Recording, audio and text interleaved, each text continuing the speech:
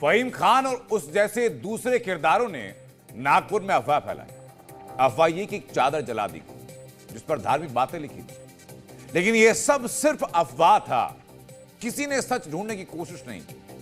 लेकिन स्थानीय मुसलमान इसी अफवाह से भड़के और ये अफवाहें सिर्फ नागपुर से ही नहीं फैलाई जा रही थी, बल्कि इन्वेस्टिगेशन में सामने आया कि बॉर्डर पार से भी गैंग एक्टिव था।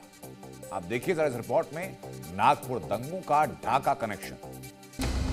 नागपुर में दंगों की आग का जब धुआं छटा तो इन्वेस्टिगेशन में बांग्लादेश का नाम सामने आया।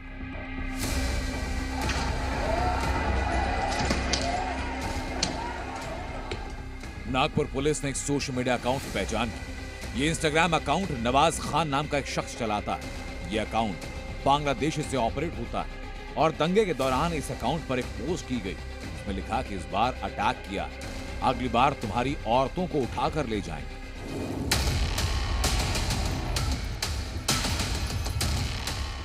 पुलिस की जांच में साबित हुआ कि बांग्लादेश में बैठा एंटी इंडिया गैंग नागपुर के दंगों को और भड़काना चाहता था और इसी वजह से पुलिस लगातार उन सोशल मीडिया अकाउंट को खंगाल रही है जिन्होंने भ्रामक पोस्ट कर हंगामे को भड़काया।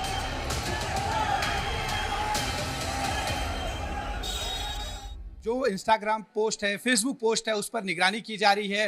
तमाम आपत्तिजनक पोस्ट जो किए गए थे उनको आइडेंटिफाई किया जा रहा है। 4 एफआईआर दर्ज हो चुकी हैं।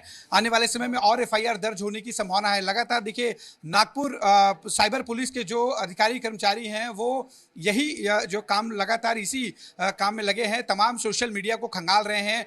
4 एफआईआर जो दर्ज हुई उसमें करीब 46 से ज़्यादा सोशल मीडिया अकाउंट्स को आइडेंटिफाई किया गया है जो लगातार जो है भड़काऊ पोस्ट कर रहे थे। 17 तारीख की हिंसा जो घटना हुई थी उसमें, उसके बाद से ही ये पूरी कार्रवाई चल रही है।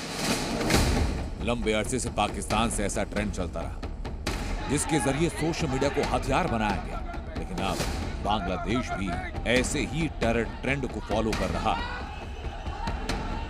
शेख हसीना के तख्तापलट के बाद सबसे पहले बांग्लादेश में बाढ़ आई। इसे भारत की साजिश बताया गया और एंटी इंडिया कैंपेन चलाया गया।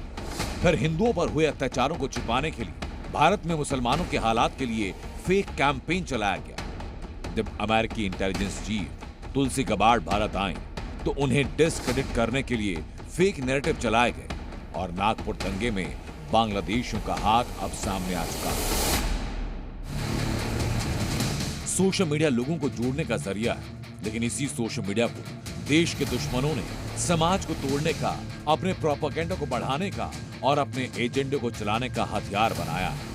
इसलिए जरूरत है इस पर जल्द और सख्त एक्शन होने की। ब्यूरो रिपोर्ट, जी मीडिया। नागपुर दंगों की जांच में बांग्लादेश कनेक्शन के साथ साथ एक और खुलासा हुआ। आज पुलिस ने किया।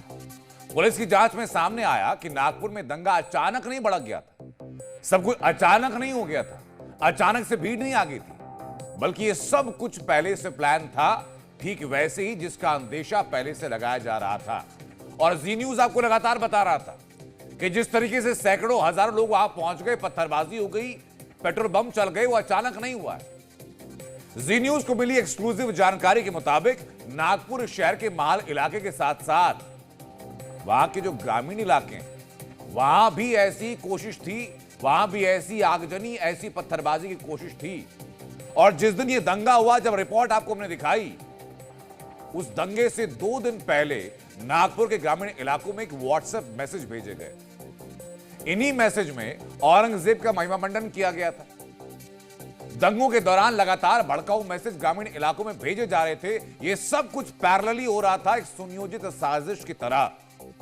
5 पुलिस स्टेशंस में सोशल मीडिया रिलेटेड ऑफेंसेस दाखिल हुए हैं और जब ये इंसिडेंट सिटी में भड़की थी 17 तारीख को, तब से ही पुलिस जो है वो प्रिवेंटिव मोड में रही है। इसमें टोटल 16 लोगों को डिटेन किया गया है। अच्छा, गिरफ्तारी अभी तक नहीं हुई?